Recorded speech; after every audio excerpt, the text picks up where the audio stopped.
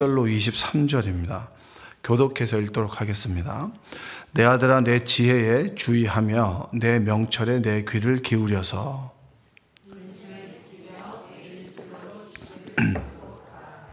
대저 음녀의 입술은 꿀을 떨어뜨리며 그의 입은 기름보다 미끄러우나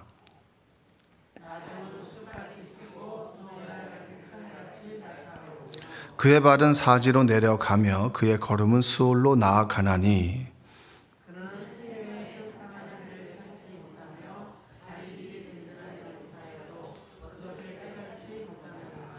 그런즉 아들들아, 나에게 들으며 내 입의 말을 버리지 말고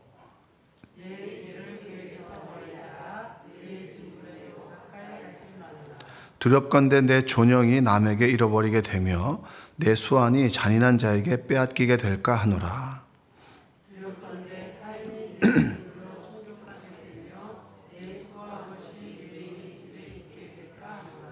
두렵건대 마지막에 이르러 내 몸, 내 육체가 쇠약할 때에 내가 한탄하여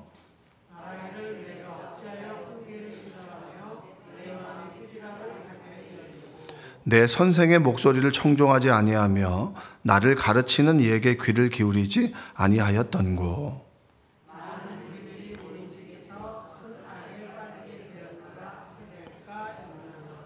너는 내 우물에서 물을 마시며 내 샘에서 흐르는 물을 마시라.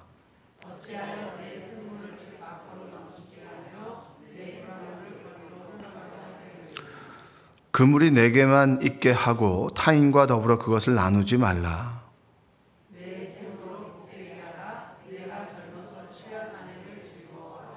그는 사랑스러운 암사슴 같고 아름다운 암노루 같으니 너는 그의 품을 항상 족하게 여기며 그의 사랑을 항상 연모하라.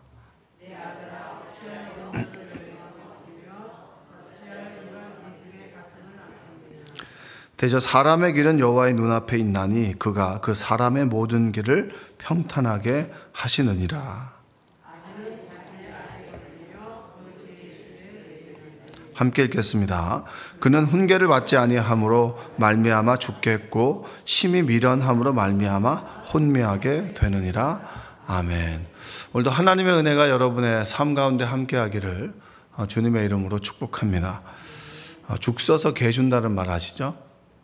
죽 써서 개 준다는 말은 어떤 말인가요? 내가 열심히 노력했는데 공은 다른 사람이 제 먹는 걸 죽 써서 개 준다라고 합니다. 그러니까 죽 써서 개 준 적 있으세요? 죽 써서 개 주면 좀 열받잖아요. 그렇죠?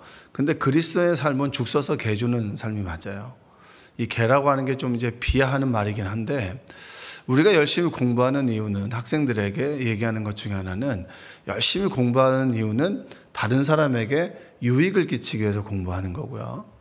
그리고 열심히 돈을 버는 이유는 다른 사람을 유익하게 하기 위해서입니다. 5,000명분을 혼자서 먹는 사람이 되는 게 아니라 5,000명을 먹이는 사람이 되는 것이 그리스도인의 사실은 목적과 목표입니다.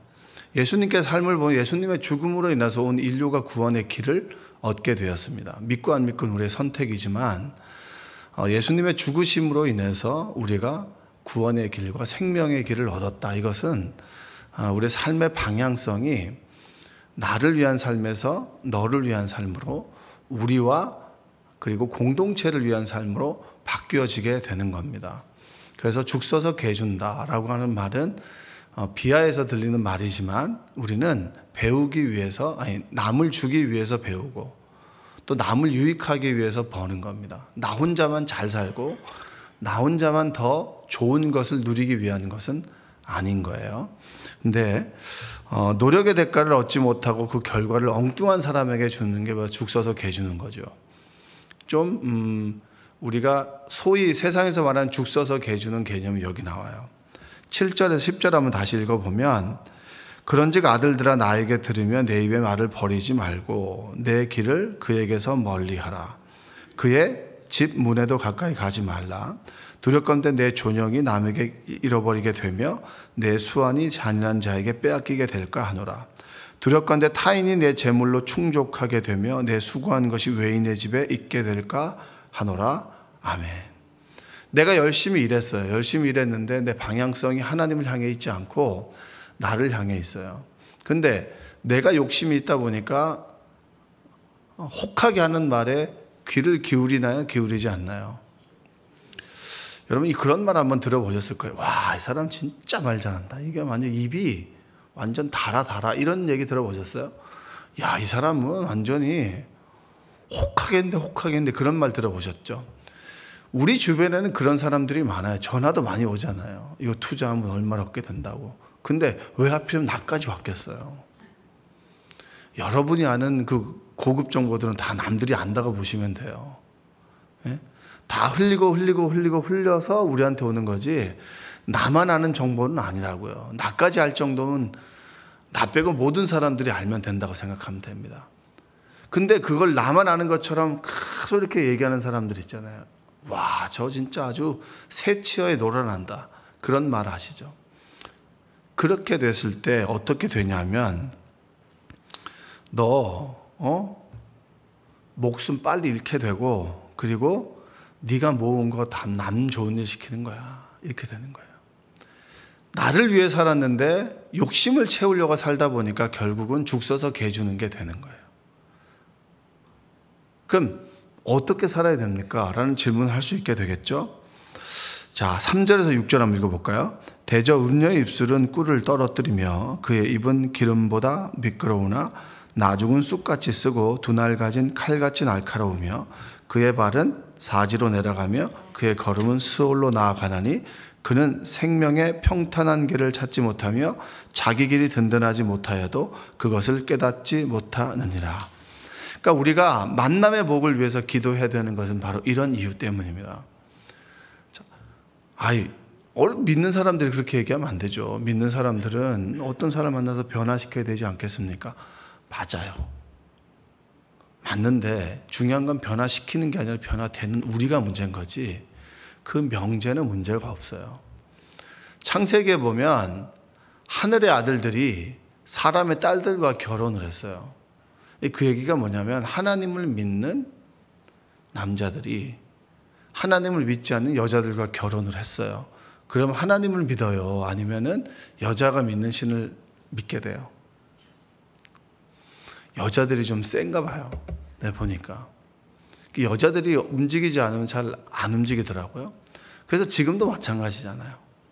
성경이 끊임없이 얘기하는 건 그겁니다. 믿는 사람하고 믿지 않는 사람이 결혼하게 되면 믿지 않는 사람은 쫓아가게 된다. 그래서 이스라엘 사람들이 이스라엘 사람끼리 결혼을 해라. 이 얘기입니다. 이 사람과 결혼하면 나쁘다가 아니라 이 사람과 결혼하면 너희는 넘어가니까 그렇게 하지 않는 게 좋지 않겠니? 그게 지혜야. 이겁니다. 만약 너희 결혼하면 넌 다 죽여버릴 거야. 그만큼 신앙을 지켜나가기가 어려운 거야. 이런 의미가 포함되어 있는 겁니다. 그래서 우리가 늘 기도해야 되는 것 중에 하나는 만남의 복입니다. 만남의 복. 좋은 교회를 만나야 되고 좋은 목사님을 만나야 되고 좋은 주변의 사람을 만나야 되는 거예요. 여러분 자녀를 놓고 기도할 때 좋은 배우자를 놓고 기도합니까? 하지 않습니까? 좋은 배우자를 만나지 않았을 때 그 가정이 경험하게 되는 어려움들을 우린 주변에서 많이 듣게 됩니다. 그래서 여자애든 남자애든 간에 잘 키워야 되는 게 맞아요. 바르게 키워야 되고 제대로 키워야 사회에 이바지하게 되는 겁니다. 제가 사업장 신방을 하다가 이런 기도를 합니다. 만남의 복을 달라고, 악한 것들 틈타지 않도록 해달라고 하고, 그리고 악한 사람들 만나지 않게 해달라고 하고, 그리고 여기 사업장에 들어오는 모든 사람들이 복의 통로가 되어서 오는 사람들마다 유익을 얻고 풍성한 은혜를 얻게 해달라고 기도합니다. 근데 그 기도를 듣더니 너무 좋다는 거예요. 그리고 한 해를 지나 올해 1월에 다시 매달 사업장 신방을 하다가 이번에 이제 사업장 신방을 하니까 목사님의 기도대로 정말 진상들을 안 만났다는 거예요. 왜냐면 우리가 진상이 안 되는 게 맞는 거 그렇죠? 근데 진상을 만나지 않도록 기도하는 것도 여러분 지혜입니다. 어떻게 나쁜 사람 말고 좋은 사람만 만납니까? 좋은 사람을 만나면 좋죠. 근데 좋은 사람을 만나기를 기도해도 나쁜 사람을 만나죠. 그럴 때 하나님 주신 지혜로 분별할 수 있잖아. 이 사람이 나에게 유익이 되는 사람이다, 유익이 되지 않는 사람이다. 남편들은 아내들이 그런 촉이 있다라고 하잖아요. 촉이 있죠. 남편들도 저 사람 만나면 안 된다라고 하는 촉이 있어요. 맨날 가가지고 이상한 소리나 하고 오면 푸념하고 이런 사람들은 만나지 말아야 되는 사람이에요. 30분 있었는데 더 있고 싶은 사람은 좋은 사람이고요. 자꾸 계속 있다 보면 남 얘기하는 사람들은 그냥 그 자리를 박차고 나오는 것이 지혜로운 사람입니다. 저 사람 만나면 너무 피곤하고 완전히 영적으로 다운되고 이런 사람들은 만나야 되는 사람인가요? 안 만나야 되는 사람인가요? 여러분 어떤 축에 속하는 거예요? 만나면 돈 얘기만 해. 만나면 뭐 자식 얘기만 해. 아니 그렇게 할 얘기가 없어요. 맨날 그런 얘기만 해요. 그럼 사람들은 들어주는 거예요. 저도 들어줘요. 자식 얘기가 아니라 신앙 이야기하고 말씀 앞에서 내가 깨달은 이야기하고 그런 이야기 해야 되는데 맨날 그런 얘기만 해요. 그런 사람들은 멀리 해야 되겠죠. 여러분 주변에 작년보다 올해 사람들이 없으면 반성하셔야 돼요. 내가 그런 사람이 아니겠는가. 맨날 남편 얘기하고 맨날 아내 얘기하고 맨날 그런 얘기하면 어떻겠어요? 한두 번은 힘들어서 그렇죠. 맨날 그런 얘기하자면 거기에는 생명이 없는 거예요. 성경은 그 사람들을 음녀라고 얘기합니다. 피해라. 피해라. 유익이 안 되는 사람들은 좀 피해라. 그런 사람들을 쫓아가다가는 지옥으로 가게 된다. 지옥으로 가게 된다. 교회도 가다 보면 맨날 저주하게 되고, 제대로 믿지 않게 되면 뭐 아주 극단으로 가는 그런 메시지 있잖아요. 그건 여러분 좀 피해야 됩니다. 교회에 오면 내가 말씀대로 살지 못했던 것에 대한 회개하고, 그러나 회개에서 멈추는 것이 아니라 그럼에도 불구하고 나를 사랑하신 하나님의 은혜 때문에 내가 다시 소망을 얻는 그런 메시지가 있고, 예수님께서 나를 위해서 죽으셨구나, 내가 어떻게 살아야 되는가라고 하는 고민을 하고, 근데 교회 안 나오면은 뭐라는 둥 그런 메시지 가지고 있는 사람이 있어요. 그거 아닙니다. 은혜로 살아가는 사람들이 그리스도인입니다. 그러니까 우리는 은혜를 이야기하는 거예요. 은혜를. 3절에서 6절에 바로 그런 사람을 만나지 말라는 거죠. 르호보암 때 다윗과 솔로몬이 모았던 재물을 다 뺏기게 돼요. 그러니까 열왕기상 14장 26절에 보면 여호와의 성전의 보물과 왕궁의 보물을 모두 빼앗고 또 솔로몬이 만든 금방패를 다 빼앗은지라. 르호보암이 5년 때 남과 북이 나눠집니다. 애굽왕 시삭이 쳐들어와요. 그때 애굽왕에게 모든 걸 빼앗겨요. 내가 정말 열심히 살았음에도 불구하고 말씀대로 살지 않은 내 삶은 무언가를 자꾸 빼앗기는 삶입니다. 그리스도인은 하나님을 믿는 삶은 자꾸 남을 주지만 하나님께서 채워주는 삶이에요. 우리 모두가 그러한 삶을 살아가게 되시기를 바랍니다. 그 길을 뭐라고 얘기한 줄 아십니까? 생명의 길이라고 합니다. 하나님께서 우리의 길을 인도하시는 거예요. 내가 내 욕심대로 그 길을 쫓아 살아가는 것이 아니고 하나님께서 우리의 인생의 길을 인도하시는 거예요. 내 인생, 내가 선택한 그 길이 손해보는 길 같아요. 근데 하나님께서 그 길로 인도하셨다면 그 길은 분명 복된 길이고 생명의 길이고 그리고 우리를 행복하게 만드는 길입니다. 21절, 대저 사람의 길은 여호와의 눈앞에 있나니 그가 그 사람의 모든 길을 평탄하게 하시느니라. 사람이 듣기 좋은 말이 내 길을 평탄하게 만드는 것이 아니라 하나님께서 내 인생의 길을 평탄하게 만드신다는 거예요. 내가 비록 내 욕심에 의한 선택을 해서 가시밭길을 걸어간다 하여도 그 길을 평탄하게 만들어 주시는 분은 누구십니까? 하나님이에요. 하나님께서 우리의 길을 인도하신다라고 그 길을 제시했는데 우리가 하나님의 길을 몰라 내 욕심대로 가요. 그렇다고 해서 부모가 자식을 버립니까? 버리지 않습니까? 버리지 않죠. 버리지 않습니다. 여러분에게 좋은 옷을 사주려고 부모가 좋은 백화점을 데려가는데 여러분들이 매대인 옷을 고른다면 부모가 등짝을 때릴 수는 있겠지만 원하는 대로 사줄까요? 사주지 않을까요? 전 나이스할 것 같은데. 비싼 걸 사주려고 돈을 가져갔는데 싼 걸 사면 나이스죠. 지가 그 옷을 선택하니까. 근데 내가 싼 옷을 선택하려고, 싼 옷을 사주려고 갔는데 애가 너무 좋은 옷을 원해요. 그럼 여러분들 등짝 스매싱을 때리면서 네가 지금 쓴 게 얼마고 하겠지만 사줄까요? 사주지 않을까요? 사주겠죠. 부모니까. 할부. 할부로 사주잖아요. 10개월 할부하면 되잖아요. 우리 집도 지금 다이슨이 그렇게 좋다 그래가지고 아직까지 다이슨을 내고 있는데, 다이슨이 들어왔다 나갔다 할 때마다 제가 마음이 완전히 천국과 지옥을 왔다 갔다 해요. 이게 지금 할부는 내고 있는데 지금 되고 있다 안 되고 있다. 갑자기 안 돼? 왜 안 돼? 그게 안 간다며. 미용실 안 간다며. 미용실 뭘 안 가? 사기 전에만 안 가지. 다 가더만. 원하면 사주는 거잖아요. 그렇죠? 그게 사랑하는 아버지 아닙니까? 내가 비록 믿음 아닌 선택을 한다 할지라도 하나님께서는 우리의 가시밭길을 평탄하게 만드시잖아요. 그게 하나님의 은혜입니다. 하나님의 말씀을 쫓아가는 삶이 가장 복된 삶이고, 때로 내 길이 가시밭길이라 할지라도 하나님을 믿는다면 하나님께서 그 길을 평탄하게 해 주실 것이다. 감언이설에 넘어가서 사기당하고, 그리고 이 투자 이것만 투자하면 된다, 그런 말에 혹해서 더 조금 수고하고 더 많은 것을 얻으려고 하는 내 욕심 때문에 때로 내 삶이 힘들어질지라도 하나님께서는 우리의 길을 평탄하게 이끌어 가실 것이다.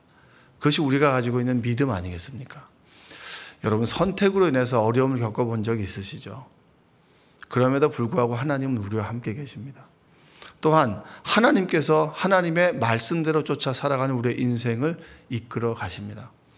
죽 써서 개 주는 거, 그거는 여러분 비하하는 발언이지만 그리스도인들은 5천 명을 먹이기 위해서 살아가는 사람들이에요. 조금 아껴도 괜찮아요. 힐튼 이런 데 가서 먹지 않아도 된장찌개를 하나를 가지고 여러 사람 먹어도 그게 행복하다면 하나님의 길입니다. 그러면 그것을 나누는 삶을 살다 보면 하나님께서는 분명히 먹게 해 주실 거예요.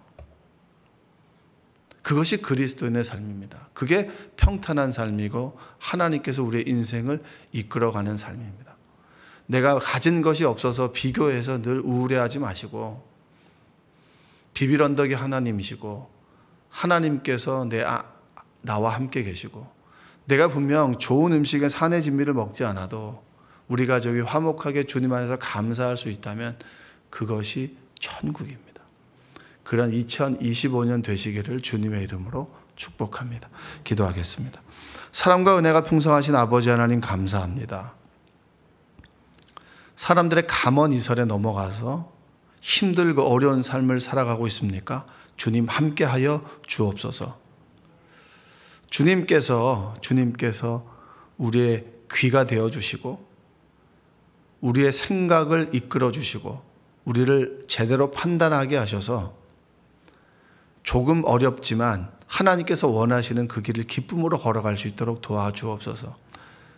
완만하고 그리고 넓고 잘 닦여진 소위 내리막길이 아니라 조금은 좁고 조금 오르막길이라 할지라도 그것이 하나님께서 원하신다면 그 길을 걸어가게 하여 주옵소서. 내 배만 배불리는 삶이 아니라 다른 사람의 배도 배불리는 삶이 될 수 있도록 도와주시고, 하나님께서 우리의 삶을 늘 평탄하게 하시되 5천 명을 먹일 수 있는 그런 넓은 사랑의 마음을 우리에게 주시옵소서. 죽 써서 궤 줘서 너무 슬프다라고 하는 것이 아니라 하나님께서 그렇게 다른 사람에게 유익을 주게 하셨구나, 다른 이의 유익을 주었으니 하나님 내 삶을 형통하게 주시옵소서라고 기도할 수 있는 믿음의 사람들이 되게 하여 주옵소서. 예수님의 이름으로 기도합니다. 아멘.